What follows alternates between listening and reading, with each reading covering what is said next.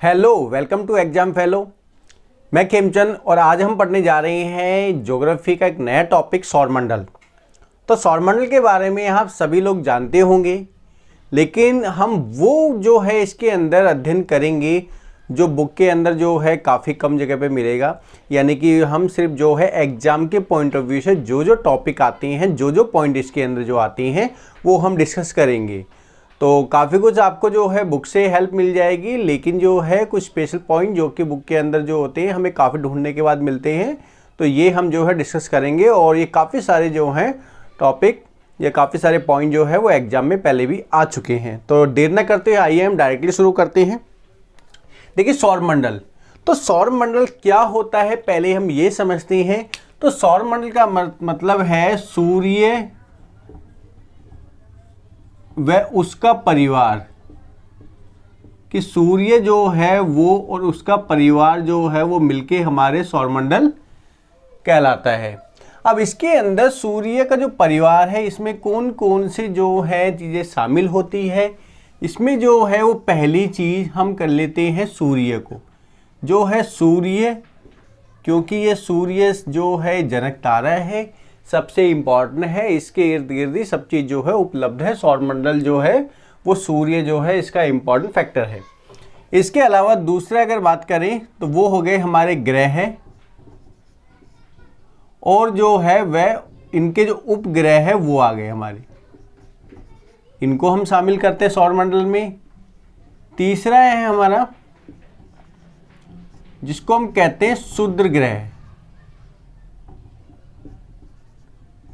और नेक्स्ट है हमारा अन्य खगोलीय पिंड। जो अन्य खगोलीय पिंड हैं वो सारे इसके अंदर शामिल होते हैं।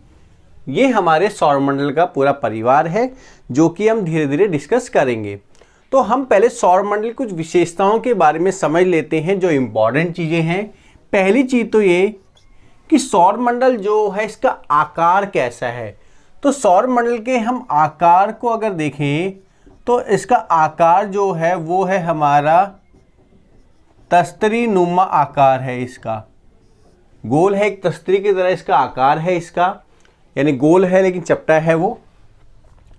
वही अगर हम इसकी आयु को देखें तो जो सौरमंडल की आयु है वो हमारी लगभग 4.5 अरब वर्ष इसकी आयु जो है वो बताई जाती है।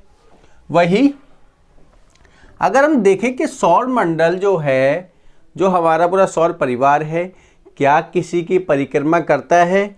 बिल्कुल करता है। ये जो है हमारी आकाश गंगा जो है वो आकाश गंगा की परिक्रमा करता है, ठीक है। और इस परिक्रमा जो है इसकी अगर दिशा की बात करें, इसकी दिशा जो है वो हमारी पूर्व से पश्चिम जो है इसकी दिशा है परिक्रमा करने की। वही परिक्रमा की अगर हम गति को देखें तो इसकी गति कितनी है परिक्रमा करने की, वो है 250 किलोमीटर प्रति सेकेंड। ये इसकी गति है जो कि सौरमंडल पूरी जो हमारे क्या नाम है आकाशगंगा है, जिस आकाशगंगा का नाम है हमारा दुग्ध मेखला। ये भी क्वेश्चन जो है कई बार पूछा गया है। दुग्ध मेखला जो है हमारी आकाशगंगा का नाम है, ठीक है, जिसके जो है जिसके अंदर हमारा सौरमंडल है। जैसे अगर बात करें ये हमारी आकाशगंगा है, ठीक है, तो आकाशगंगा के यहाँ पर साइड में कोने पर हमारा जो है सौरमंडल उपस्थित है। अब ये जो है हमारा जो सौरमंडल है, ये सौरमंडल के अंदर जो है वो हमारा सबसे ज़्यादा या सबसे इम्पॉर्टेंट वो हमारा सूर्य है। इसकी बात करें यहाँ पर जो है वो सूर्य जो है वो है हमारा 99.86%, 99.86% जो है वो सूर्य है। वो जो है अन्य जो चीज़ें हैं वो है हमारा 0.14%। अन्य जो है तत्व इसका निहित है। अगर बात करें सूर्य की तो सूर्य जो है वो सबसे ज़्यादा जो है वो इसका जो है वो पार्ट हमारा कवर करता है। तो ये जो है इसमें सौरमंडल की कुछ विशेषताएं थी। सौरमंडल कौन कौन सी विशेषताएं ये आप देख सकते हैं, आप इसका स्क्रीनशॉट ले सकते हैं।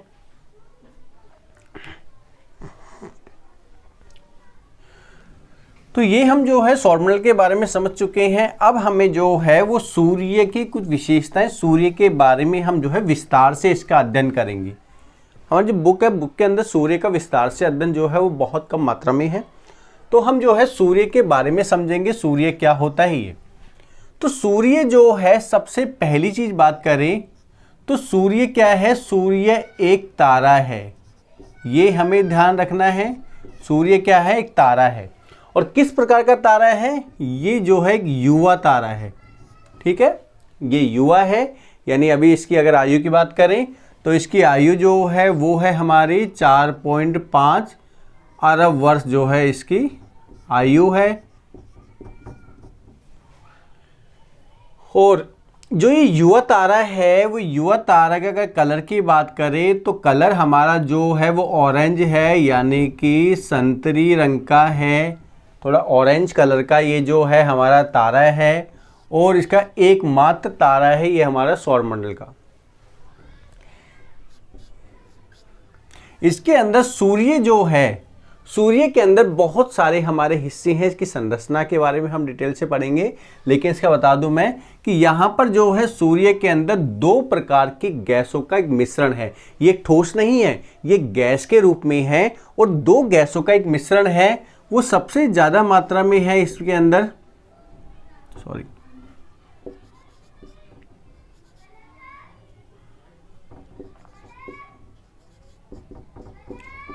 हाइड्रोजन और हीलियम। ये 2 प्रकार की गैस है। तो हाइड्रोजन और हीलियम क्या करती है, ये जो है जब हाइड्रोजन के परमाणु मिलते हैं 2, तो हमारी जो है हीलियम गैस बनती है ये। और साथ साथ में बहुत ज़्यादा मात्रा में ऊर्जा जो है ये उत्सर्जित होती है, ऊर्जा भी निकलती है, साथ साथ में जो है गैस परिवर्तित हो जाती है। तो ये ही जो ऊष्मा है वही हमारा जो है वो एनर्जी का सोर्सेस है, यानी कि जो हमें सूर्यता प्राप्त होता है वही ऊष्मा है, जो कि हाइड्रोजन के मिलने से जो है वो हीलियम में कन्वर्ट हो रही है, साथ साथ में ऊष्मा वो निकल रही है। तो हम कह सकते हैं इसके रूप में कि ये जो है इसे कहते हैं नाभिकीय संलयन।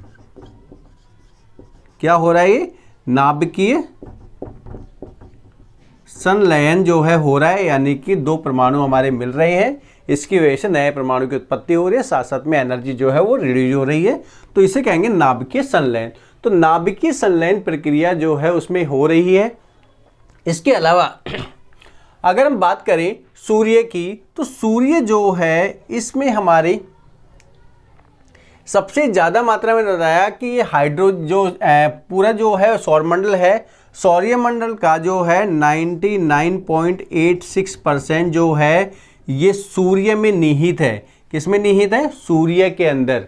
और बाकी जो है 0.14% है ये अन्य जो ग्रह हैं, उपग्रह हो गए, क्षुद्र ग्रह हो गए, बाकी खगोलीय पिंड है उनके अंदर निहित है, यानी कि बहुत बड़ा हिस्सा जो है इसके अंदर मौजूद है। वही इसकी अगर हम बात करें, इसके अगर आकार की, तो इसका आकार जो है वो कितना है, इसका आकार जो है वो है हमारा 13,92,000 किलोमीटर जो है इसका पूरा जो है वो क्षेत्रफल है, यानी कि इसका जो है वो क्षेत्रफल नहीं, सॉरी, व्यास। इसका जो व्यास है वो 13,92,000 किलोमीटर है।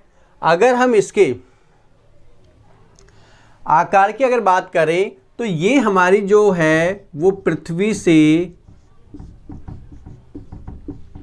13 लाख गुना बड़ा है। ये ध्यान रखना है कि पृथ्वी से बहुत बड़े जो है वो आकार में है और इसमें 13 लाख जो है गुना बड़ा है पृथ्वी से। वही अगर हम इसकी बात करें इसकी गति की कि ये क्या किसी की परिक्रमा करता है, सूर्य बिल्कुल परिक्रमा करता है। ये परिक्रमा करता है दुग्ध मेखला जो बताया, एक आकाश गंगा है हमारी, उसका जो हमारे क्या नाम ब्लैक होल है बीच का सेंटर है उसका चक्कर लगाता है और इसका जो है वो 250 किलोमीटर प्रति सेकंड की गति से ये जो चक्कर लगाता है। ये जो है ये तो हमारी बात करें परिक्रमा की, ठीक है, परिक्रमा करता है, लेकिन ये जो है वो घूर्णन भी करता है। घूर्णन को आप समझ रहे हैं, परिक्रमा का मतलब ये है कि कोई भी जो है वो पॉइंट है उसके चारों तरफ जो है घूमना वो परिक्रमा होती है। लेकिन वही घूर्णन की बात करें, घूर्णन जो है इस प्रकार से है जैसे कि मान लो मार्कर है और मार्कर जो है अपने अक्ष पर जो है इस प्रकार से घूम रहा है, तो इसे हम कहेंगे घूर्णन। तो ये क्या सूर्य घूर्णन करता है? बिल्कुल करता है। सूर्य जो है वो कितने समय में घूर्णन करता है? तो वो जो सूर्य जो घूर्णन करता है वो करता है हमारा लगभग जो है वो 25 दिन जो है वो लेता है, लगभग 25 दिन। वैसे देखा जाए तो इसका जो है जो हमारा सूर्य है, सूर्य का जो ध्रुव का जो पार्ट है वो स्लो घूमता है और जो ये वाला जो पार्ट है यानी कि जो इसका क्या नाम है हम बात करें भूमध्य वाला, तो वो जो है वो स्पीड में घूमता है। कारण ये है क्योंकि ये ठोस अवस्था में नहीं है, द्रव अवस्था में यानी कि एक तरह की जो गैसीय अवस्था में, जिसकी वजह से ये वाला जो पार्ट है वो ज़्यादा जो है स्पीड से घूमता है और ये वाला पार्ट जो है ज़्यादा स्पीड से नहीं घूमता। तो वैसे अगर देखा जाए तो ये वाला जो ध्रुव वाला पार्ट है ये हमारा जो है वो 23 दिन का समय लेता है और यहाँ की बात करें तो ये हमारा 27 दिन का समय यहाँ पर लेता है। अब बात करें परिक्रमा की, तो ये परिक्रमा करता है, परिक्रमा में कितना समय लेता है ये अगर बात करें आकाश गंगा की जो परिक्रमा करता है, तो आकाश गंगा की परिक्रमा करने के लिए इसको जो समय लगता है वो लगता है 25 करोड़ वर्ष लगते हैं इसको, हमारी कल्पना से बहुत ज़्यादा, क्योंकि इसकी स्पीड भी बहुत ज़्यादा होती है लेकिन फिर भी 25 करोड़ वर्ष लेता है। और ये जो एक परिक्रमा करता है जो सूर्य है पूरी आकाश गंगा की, उसको ही हम कहते हैं ब्रह्मांड वर्ष। ब्रह्मांड वर्ष जो कहते हैं ये वो कहते हैं जब सूर्य जो होता है पूरा एक चक्कर लगाता है आकाश गंगा का, तो उसे हम ब्रह्मांड वर्ष कहते हैं। तो ये हमारे कुछ सूर्य की कुछ विशेषताएं थी जो अक्सर जो है हमारी एग्जाम में कहीं ना कहीं पूछते हैं और ये आती है। आप जो है ये देख सकते हैं कौन कौन से स्क्रीनशॉट ले सकते हैं, फिर हम आगे डिस्कस करेंगे, ठीक है। तो सूर्य जो है, सूर्य एक मैंने बताया कि यहाँ पे एक तारा है, लेकिन सौर मंडल में जो है सूर्य तो मेन है, लेकिन सूर्य के अलावा सौर मंडल के सबसे पास का कौन सा जो है वो तारा है, तो हम कह सकते हैं यहाँ पर कि सूर्य के सबसे नज़दीकी तारा कौन सा है?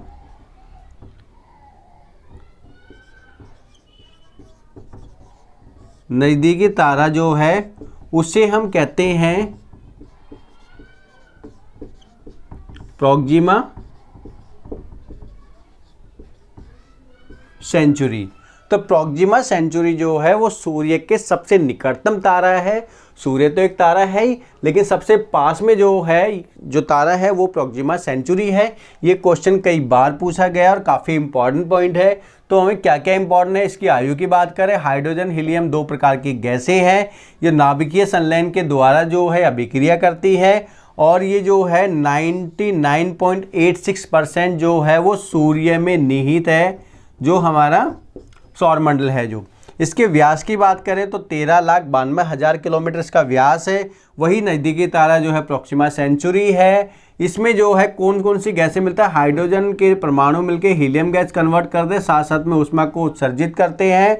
ये जो है पृथ्वी से 13 लाख गुना बड़ा है और इसकी परिक्रमा करते हैं जिसको 13 करोड़ वर्ष समय लगता है। ब्रह्मांड वर्ष कहते हैं इसको, और घूर्णन में लगभग 25 दिन का समय लगता है। वही परिक्रमा की स्पीड की बात करें तो स्पीड हमारी जो है वो है इसकी 250 किलोमीटर प्रति सेकेंड। तो तो ये हमारा जो है पूरा हम सूर्य के बारे में कुछ इंपॉर्टेंट विशेषताएं थी, महत्वपूर्ण जो है वो हमने डिस्कस करी।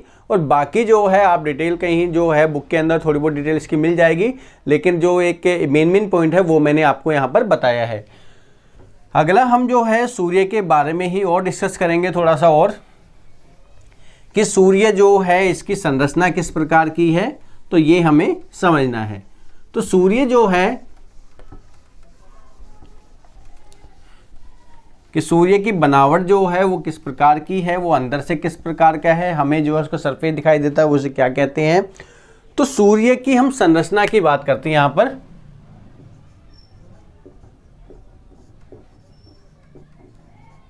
सूर्य की आंतरिक संरचना,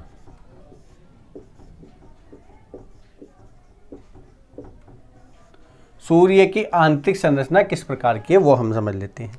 तो सूर्य की आंतरिक संरचना में हम जो है वो 6 चीज डिस्कस करेंगे। पहली चीज है उसका केंद्र, दूसरा होता है इसका विकिरण क्षेत्र,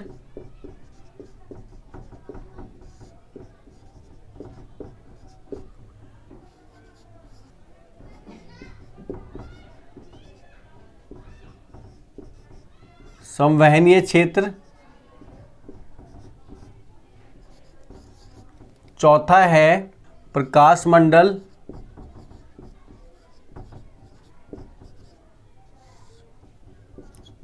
पांचवा है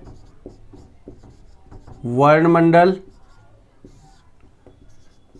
और छठा है इसका जिसको कोरोना कहते हैं या फिर किरीट भी कहते हैं।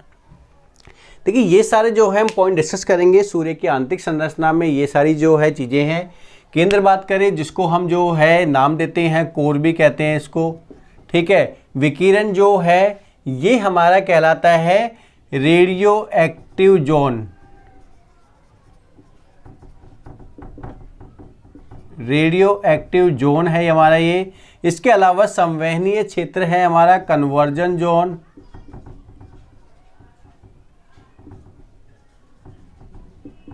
कन्वर्जन जोन है ये। उसके बाद में अगर बात करें प्रकाश मंडल जिसे हम कहते हैं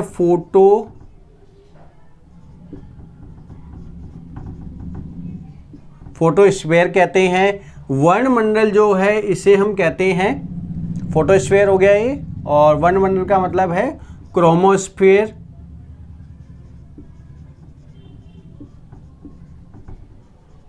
क्रोमोस्फीयर हो गया, और कोरोना हो गया जिसको हम किरीट भी कहते हैं। ये जो है 6 चीज़ हम इसमें डिस्कस करेंगे, समझते हैं किस प्रकार का है। जैसे अगर बात करें ये इसका केंद्र जिसको हम जो है वो कोर कहते हैं, और केंद्र जो है ये काफ़ी ज़्यादा हमारा जो है वो गर्म है और ठोस अवस्था में, जैसे पृथ्वी है तो पृथ्वी का कोर है वैसे ही है ये। नेक्स्ट हमारी बात करें इसके जो है चारों तरफ एक जो है वो रेडियो एक्टिव जोन है, ये हमारा इसके चारों तरफ रेडियो एक्टिव जोन है जो कि यहाँ से रेडियो एक्टिव किरणें जो है वो निकलती है। आप लिख सकते हैं यहाँ पर, ये हमारा कौन सा है, ये वाला है हमारा विकिरण क्षेत्र। यहाँ पे डायरेक्ट एरो डाल देता हूँ मैं, ये हमारा विकिरण क्षेत्र है, ठीक है, ये वाला। तो ये जो है यहाँ से हमारी विकिरण जो है वो निकलती है, रेडियो एक्टिव जो है किरणें यहाँ से निकलती हैं। तो जो भी चीज़ गर्म होती है तो गर्म होती है वहाँ से हमेशा रेडियो एक्टिव जो है वो किरणें निकलती है। जैसे अगर हमारे पृथ्वी की बात करें तो पृथ्वी का अंदर का इनर जो पार्ट है वो हमारा गर्म है और वहाँ से हमारी रेडियो एक्टिव किरणें निकलती हैं। इसी प्रकार से सूर्य के अंदर भी रेडियो एक्टिव किरणें निकलती है। इससे ऊपर की बात करें तो इसके ऊपर जो है फिर एक हमारी परत है जिसे हम कहते हैं इसका कन्वर्जन जोन। ये हमारा जो है वो कन्वर्जन जोन है, यानी कि जो हमारी रेडियो एक्टिव किरणें हैं वो जो है यहाँ से वो निकलती है, यहाँ से जो है वो कन्वर्ट होती है, यानी कि बाहर की ओर सरफेस पे वो निकलती हैं ये, क्योंकि अंदर का जो है उससे काफ़ी गर्म है और इसकी वजह से जो है बाहर की ओर ये हमारी किरणें जो है निकलती हैं। तो ये हमारा कहलाता है संवहनीय क्षेत्र। अब संवहनीय क्षेत्र जो है इसके ऊपर हमारा है हमारा प्रकाश मंडल। ये थोड़ा सा मोटा होता है, ये परत हमारी थोड़ी सी बड़ी होती है, जिसे हम कहते हैं प्रकाश मंडल। और प्रकाश मंडल जो है वो हमारा इस प्रकार का जो है इसका बड़ा एक क्षेत्र है। सॉरी। तो प्रकाश मंडल जो है वो लगभग इस प्रकार का है, गोल पूरी तरह से नहीं बन पा रहा, आप समझ जाना पूरी तरह से ये, क्योंकि थोड़ी सी दिक्कत आ रही है इसमें गोल बनने में। अब शायद ठीक बना होगा ये, ठीक है। तो ये हमारा जो है वो है हमारा कौन सा प्रकाश, ये मंडल है, ये वाला क्षेत्र हमारा, जिसको हम फोटोस्फीयर कहते हैं। और जो फोटोस्फीयर है ये यही हमारा जो है वो क्या हो गया, ये है हमारा, यानी कह सकते हैं ये सूर्य की सतह है, ये धरातल हम कह सकते हैं, यानी जैसे पृथ्वी होगी ये हमारा धरातल जहाँ हम खड़े हैं, तो वैसे ही जो है ये हमारा सूर्य की जो सतह है उसे हम कहते हैं फोटोस्फीयर कहते हैं या प्रकाश मंडल कहते हैं। अब जो प्रकाश मंडल है उसके ऊपर हमारी एक परत पाई जाती है जिसे हम कहते हैं वर्णमंडल। वर्णमंडल या हम कहेंगे क्रोमोस्फीयर कहेंगे। ये इसके ऊपर जो है एक परत है, इसे हम कहेंगे, ये हमारी जो है वो कहलाएगी हमारी क्रोमोस्फीयर, ये वाली परत को। और यहाँ से क्या होता है, ये हमारी जो है जो गैसें होती हैं, जलती हुई गैसें, वो जो है ये हमारी यहाँ पर सारी गैसें जो है वो जलती है। तो हम कह सकते हैं, यानी यहाँ पर क्या होता है, इस क्षेत्र में होता है हमारी गैसों का दहन होता है, ठीक है। गैस जो है यहाँ पर जलती है क्रोमोस्फीयर में। उसके बाद में फिर जो है यहाँ पर एक छोटी सी जो है बहुत पतली परत होती है एक, ठीक है, यहाँ पर बहुत पतली एक परत होती है जिसे हम कहते हैं कोरोना कहते हैं, या उसको क्रीट भी कहा जाता है। ये हमारी जो है छोटी सी पतली सी परत है, इसको कोरोना या क्रीट जो है वो कहते हैं। और ये जो है जब दिखाई देती है जब है सूर्य ग्रहण होता है, तो सूर्य ग्रहण के समय जो है ये हमें दिखाई देती है। कई बार क्वेश्चन आता है कि सूर्य ग्रहण के समय पर जो है सूर्य के कौन सा जो है हमें हिस्सा दिखाई देता है, तो वो जो है हमें दिखाई देता है कोरोना या क्रीट कहते हैं। इसको सूर्य का मुकुट भी कहा जाता है। और यहीं से जो है हमारी बहुत सारी जो है वो हमारे इस प्रकार की जो है वो ज्वाला उत्पन्न होती है सूर्य के जो है दोनों तरफ की, या सूर्य के ऊपर की बात करें यहाँ से हमें तो दिखाई देती है, इस प्रकार के लपटें उठती हुई दिखाई देती हैं। तो ये हमारा जो है इस प्रकार की स्थिति हमें दिखती है कई बार। तो ये हमारा जो है वो कहलाता है सौर ज्वाला, हम इसको कहते हैं, इसको हम कह सकते हैं सौर ज्वाला कह सकते हैं, या फिर जो है सौर ज्वाला हो गया, या इसको कहते हैं स्पिक्यूल भी कह सकते हैं हम। स्पिक्यूल, सौर ज्वाला या स्पिक्यूल, जो लपटें उठती हैं इसको हम जो है सौर ज्वाला या स्पिक्यूल कहते हैं। और ये लपटें इतनी विशाल होती है, क्योंकि लपटें होती है साथ साथ यहाँ पर जो है रेडियो एक्टिव किरणें भी निकलती हैं। तो जब लपटें होती है सौर ज्वाला कई बार जो है ये पृथ्वी के वायुमंडल तक पहुँच जाती है। और जब पृथ्वी के वायुमंडल में ये पहुँचती है, यानी कह सकते हैं जो सौर ज्वाला है ये जो है पृथ्वी के वायुमंडल में जो है वो पहुँचती है, पृथ्वी पर पहुँचती है। पहुँचने के बाद में जो है ये हमारी जो है वो रंगीन रोशनी जो है ये उत्पन्न करती है। और रंगीन रोशनी उत्पन्न इसलिए करती है क्योंकि पृथ्वी पर जब आती है, एक दोबारा मैं बताया था इसको, थोड़ा ऊपर बताया था। जब ये सौर ज्वाला जब पृथ्वी पर आती है तो पृथ्वी पर आने के बाद में क्या करते हैं, ये पृथ्वी पर आती है और पृथ्वी का वायुमंडल, पृथ्वी से रेडियो एक्टिव किरणें निकल रही हैं, साथ साथ में हमारे स्पिक्यूल यानी सौर ज्वाला जो है निकल रही है, वहाँ से रेडियो एक्टिव किरणें हैं। जब ये जो है ये टकराती है पृथ्वी पर आती है, तो पृथ्वी से रेडियो एक्टिव किरणें निकलती हैं, वो क्या करती हैं, यहाँ पर घर्षण जो है वो करती है।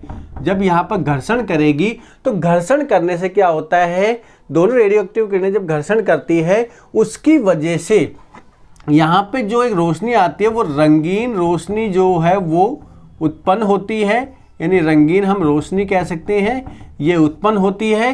उस इस रंगीन रोशनी को जो है हम क्या नाम है हर जगह नहीं देख पाते। ये दिखती है पृथ्वी पर जो है वो ध्रुवीय क्षेत्र है, ध्रुवीय क्षेत्रों पर ही दिखाई देती है ये, और ध्रुवीय क्षेत्रों पर दिखाई देती है जिसको हम कहते हैं अरोरा के नाम से जानते हैं। ये अरोरा के नाम से हम जानते हैं, जिसे हम जो है वो ध्रुवीय क्षेत्रों पर देख सकते हैं। यानी कि वो बात करें अगर हम उत्तरी ध्रुव पर तो उत्तरी ध्रुव पर इसको कहा जाता है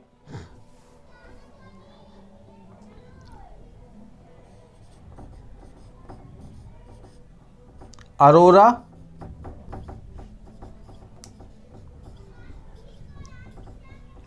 बोरियोलिस, ठीक है। वही अगर हम दक्षिणी ध्रुव की बात कर ले तो दक्षिणी ध्रुव पर जो है, दक्षिणी ध्रुव पर इसको कहते हैं अरोरा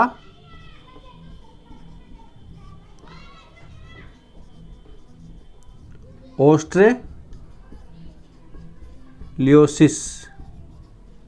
ठीक है। तो दक्षिणी उत्तरी गोलार्ध पर जो है अरोरा बोरियोलिस कहा जाता है, और दक्षिणी जो ध्रुव पर जो है इसको अरोरा ऑस्ट्रेलिस कहा जाता है।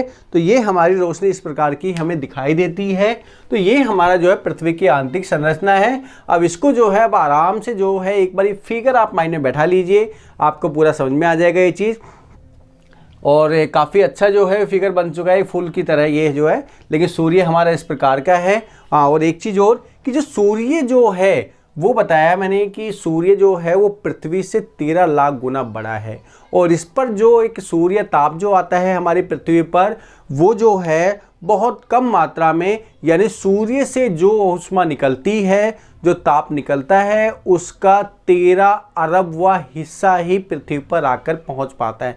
यानी कि बहुत कम मात्रा की बात करें तो पृथ्वी पर आ पाता है। उसके बाद भी आप देखते हो कि इतनी ज़्यादा मात्रा में जो है वो हमारी तापमान जो है वो गर्मियों में हो जाता है। लेकिन वही सोचो कि अगर मान लो सूर्य के पास की बात करें तो सूर्य की सतह जो है वो कितनी गर्म होगी।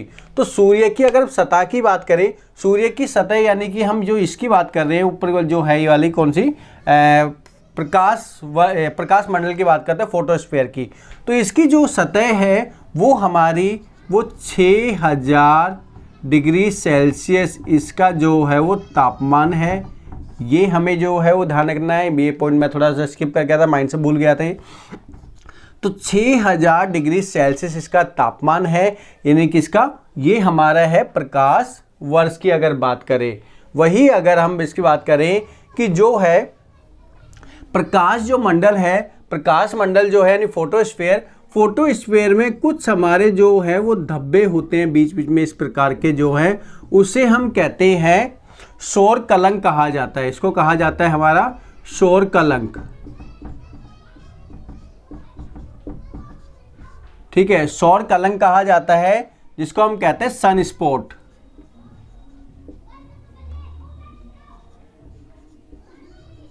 सन स्पॉट जो है ये है हमारे सौर कलंक। और ये सौर कलंक है ये क्या होते हैं, देखिए सौर कलंक जो है वो सूर्य पे कुछ धब्बे होते हैं, यानी वहां पर जो गैसों की प्रक्रिया मंद पड़ जाती है तो वो हमारा कहलाता है सौर कलंक। और ये सौर कलंक जो है ये हमारे क्या स्थायी रहते हैं, ये कभी स्थायी नहीं रहते, अस्थायी होते हैं। और इनका जो एक काल होता है ये होता है 11 वर्ष का। 11 वर्ष में ये क्या नाम है दोबारा से उसी अवस्था में होते हैं जो आज होते हैं, यानी कि जो ये है ये बदलते रहते हैं।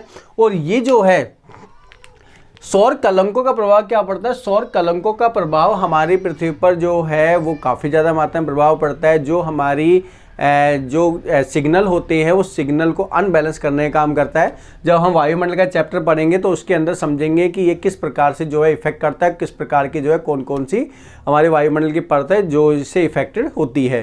तो ये हमें जो है ये सौर कलंक है जो कि 11 वर्ष का जो है इसका समयकाल होता है। वैसे तो अगर बात करें तो इसका समयकाल जो है 22 वर्ष का होता है। 11 वर्ष ये धब्बे बढ़ते हैं और 11 वर्ष में धब्बे कम होते हैं। तो इसलिए जो है 11 वर्ष मतलब जो ये है 11 वर्ष तक इसके धब्बे बढ़ेंगे और 11 वर्ष के बाद धब्बे जो है धीरे धीरे कम होते जाएंगे। तो ये हमारा जो है इसका काल हो गया सौर कलंक का।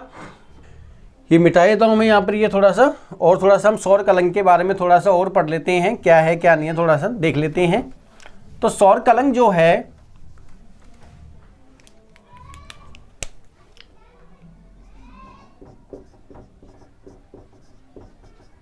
सौर कलंक जो है यानी कि जो सन स्पॉट है, सन स्पॉट के अंदर पहली चीज़ तो क्या बताया कि ये जो है इसका जो है वो समय कितना होता है, 11 वर्ष का जो है इसका जो है वो समय काल होता है।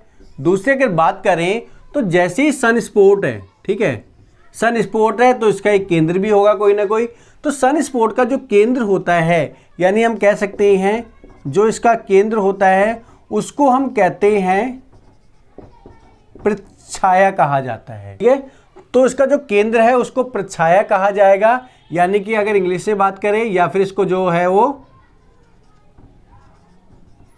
अम्बरा भी कहते हैं। वही ये जो है केंद्र, यहाँ पर जो है वो हमारा प्रकाश जो है वो कम होगा क्योंकि यहाँ पर जो है इस प्रकार से जो है इस पर हिस्सा होगा। लेकिन जो हमारा प्रकाशमान जो हिस्सा है यानी इसके बाहर की बात करें तो इसका जो प्रकाशमान जो हिस्सा है कुछ, तो उसको हम कहेंगे प्रछाया जो है, ये तो हो गया केंद्र का, और इसको हम कहेंगे उपछाया कहेंगे, या फिर इंग्लिश में हम कहते हैं इसको, ये फीका पड़ रहा है थोड़ा सा, इसको हम कह सकते हैं पेन अम्बरा कहते हैं। तो ये जो है हमारा लगभग कंप्लीट होता है सूर्य के बारे में जो भी हमारी जानकारी थी। हो सकता है इसके अंदर कुछ पॉइंट रह गया हो, अगर आपको जो है लगता है कुछ रह गया हो या आपको समझ नहीं आया हो तो जो है कमेंट बॉक्स के अंदर जो है आप अपनी जो है क्वेरी डाल सकते हैं, जो भी आपको जो है डाउट होता है तो मैं जो है आपको उसके आंसर दे दूंगा। अगर कुछ चीज़ अगर रह गई हो तो आप वो देख सकते हैं। तो मैं उम्मीद करता हूं कि आपको लगभग सभी जानकारी इसके अंदर मिल गई होगी। मैं कोशिश ये कर रहा हूं कि आपको जो है शायद डाउट बिल्कुल ना रहे, लेकिन फिर भी डाउट रहता है तो आप वो पूछ सकते हैं। अगर आपको ये वीडियो बहुत अच्छी लगी हो तो आप और भी लोगों को शेयर कीजिए जिन्हें इसका सब बेनिफिट मिल सके।